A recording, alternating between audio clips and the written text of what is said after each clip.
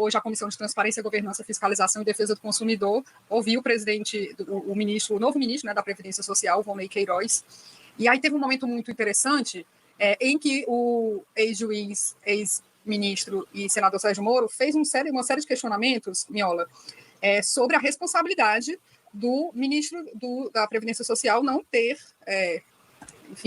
tido notícia, ciência desses desvios em relação ao INSS.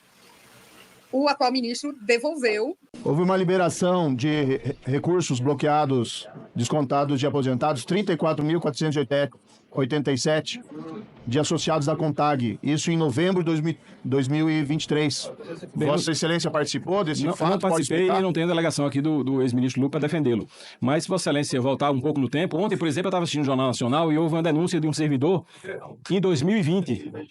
Um servidor em 2020 denunciou à Polícia Federal que havia descontos indevidos, que havia fraude. Essas denúncias foram feitas em 2020, senador. Parece que Vossa Excelência era o ministro da Justiça nessa época. Vossa Excelência fez alguma coisa para coibir essas fraudes? No ano seguinte, praticamente, foi para 1,3 bilhões em 2023. E no ano seguinte, 2024, foram 2,8 bilhões de reais descontados. E tem relatório da CGU já em 2024, setembro de 2024, no qual fizeram uma amostragem, entrevistando vários desses aposentados pensionistas, mais de 1.200 e tantos. 1.300. E mais de 90% diz que não autorizou desconto nenhum.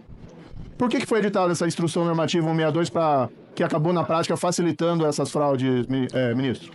Bem, essa instrução 62 foi baseada na MP aprovada no governo do presidente Bolsonaro. Quem sepultou a revalidação foi o governo anterior. É importante deixar claro e eu deixei isso bem assim, sublinhado na exposição que nós fizemos. Ele sempre se dá mal. Eu não sei como é para vocês, mas me dá um certo asco, me parece um ser vomitável, assim, o Sérgio Moro. Só de ouvi-lo, é uma das poucas pessoas, eu não tenho essa repelência, assim, genuinamente falando, mas ele tem um jeito daquele, ele não consegue desencarnar da condição de um inquisidor, né, que é posicionado e mal intencionado. Então é difícil ouvi-lo de maneira geral.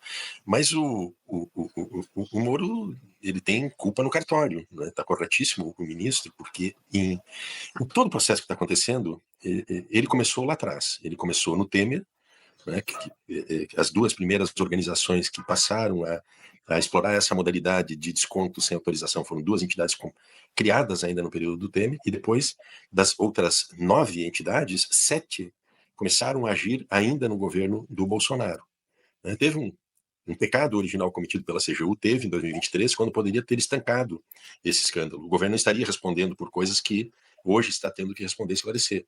Então, mas porque tudo vinha lá de trás. E especialmente no período do Bolsonaro, quando o ministro da Justiça era o Moro, e ele é que comandava, então, a Polícia Federal. Ele era tão cioso da responsabilidade que ele tinha de comandar a Polícia Federal, que uma das razões dele sair do governo Bolsonaro foi exatamente na perda de controle da Polícia Federal, que o Bolsonaro queria interferir e nomear alguém da sua estrita confiança, né? Então, isso já é revelador de que o Moro sabia o que acontecia. Ele agora, naturalmente, ele vai negar isto, né?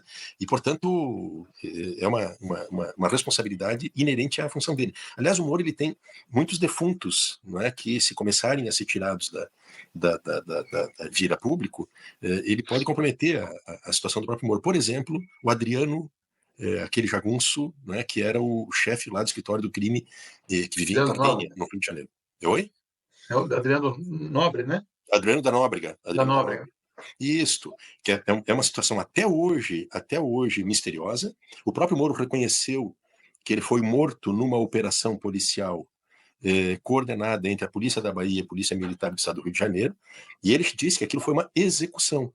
Ele sabia do que estava acontecendo, houve uma omissão de parte da Polícia Federal, uma vez que o Adriano da Nóbrega, na época, ele estava sendo buscado por um alerta vermelho da Interpol.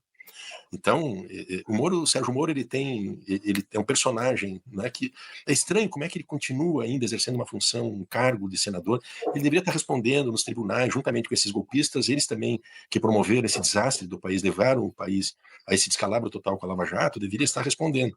É um personagem insignificante, menor, né, e que faz apenas da oposição permanente ao governo Lula. Ele tem uma fixação com o Lula, pessoal, algo pessoal, que vem de muito tempo. Ele dedicou mais da metade da carreira dele como juiz federal a conceber, arquitetar e planejar como iria levar o Lula à cadeia.